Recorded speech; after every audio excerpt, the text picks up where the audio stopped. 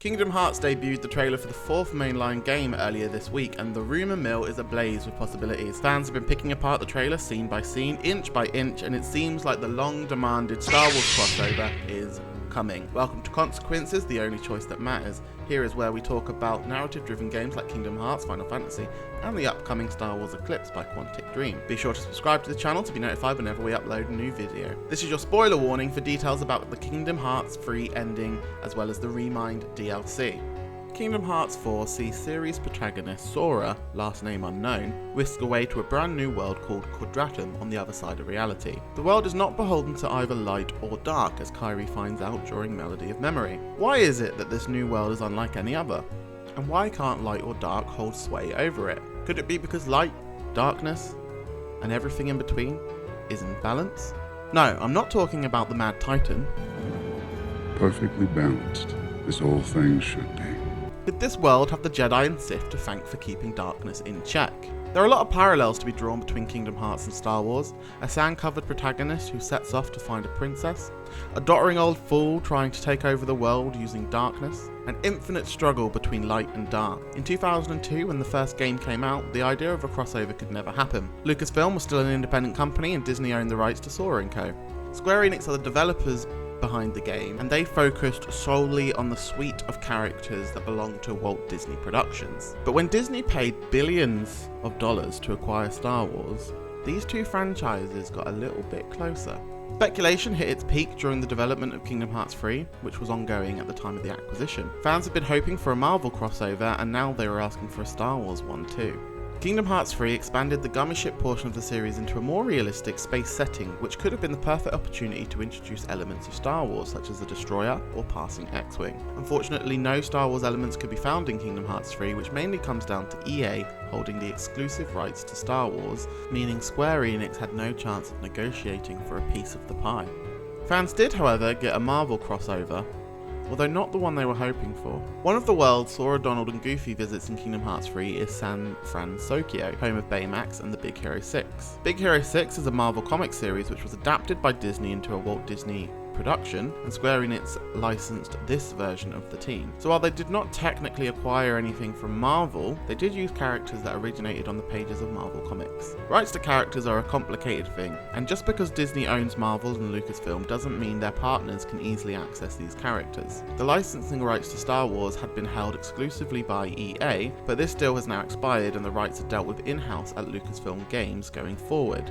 Now is the perfect time for Square Enix to enter negotiations for the right to use Luke Skywalker, Han Solo, Chewie, Princess Leia, and whoever else. Kingdom Hearts 4 looks to be the most mature iteration of the franchise yet, so accessing high-quality live-action franchises like Star Wars seems like the next natural step. Plus, they're running out of good Disney properties to use, so they need to start looking further afield, or further into space. So what is it that's making fans so sure that Star Wars is going to be in the next Kingdom Hearts? Well, it all boils down to one disconnected scene in the trailer. Everything else takes place in the Shibuya district inspired part of Quadratum, where Sora awakens in Stelitzia's apartment. The scene continues with Sora fighting a brand new version of the Darkseid boss before cutting to the logo. All of the trailer seemingly takes place over a small period of time, which makes this other scene feel totally out of place in comparison. Here, I'll play it for you now.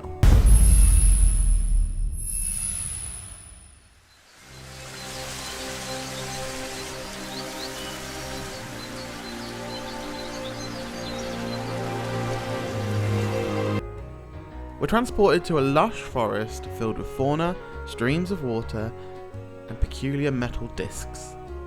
Did you see it? No? I'll zoom in. Does that round metal disc look familiar? Yeah, it kind of does to me too. That's because it's definitely 100% the foot of an AT-ST, boy! You thought you was being sneaky, Square, but you haven't got anything past us. That foot right there confirms your intentions to have a freaking lightsaber keyblade, bro.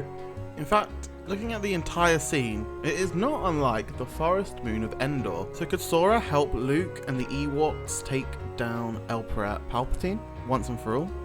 Well, I guess not once and for all. but at least once and for a few years. Luke Skywalker could be the perfect companion for Sora at this point in his life. He's just won a hard-fought battle against a man who's been plotting his death for years. He saved every single person he loved, and even a few he didn't even know needed saving. And he sacrificed himself in the end to make sure that no one was left behind. Now he's alone in a new world without his companions to rely on. Luke could be the one to help him through this trauma and help Sora to become a Jedi Master. Let's just hope that X-Wings don't need smiles to fly. Whisper runs on happy faces.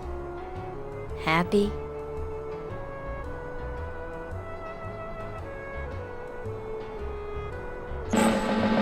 Jeez.